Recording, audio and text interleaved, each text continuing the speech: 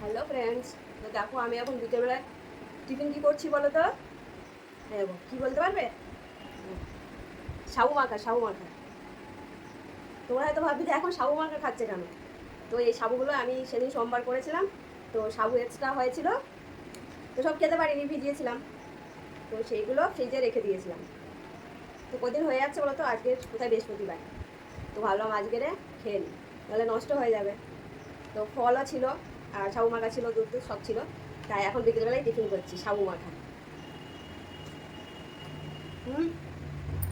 আর দাঁড়াও, এরকম এক গাদা পত্র দেখেছো? এই খাতাগুলো এখন সব কমপ্লিট করতে হবে আমার, ওর একটা স্কুলের কাজ বাকি আছে।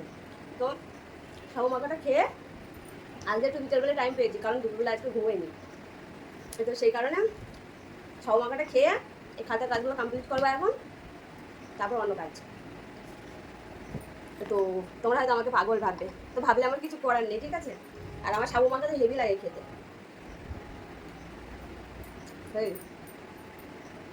বেশি দিন রেখে দিলে সাবু মাখা আমার ফ্রিজে নষ্ট হয়ে যাবে, তো ফেলে দেবো, যতই পয়সা দিয়ে কেনা বলো। তো সেই জন্যে খেয়ে নিলাম। কদিন ধরে ভাবছি যে খাবো খাবো, কিন্তু টাইম পাচ্ছি না।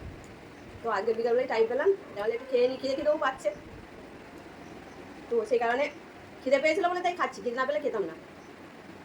তাই এগুলো খেয়ে তারপরে খাতা কাজগুলো কমপ্লিট করবো এখন। তো চলো, টাটা।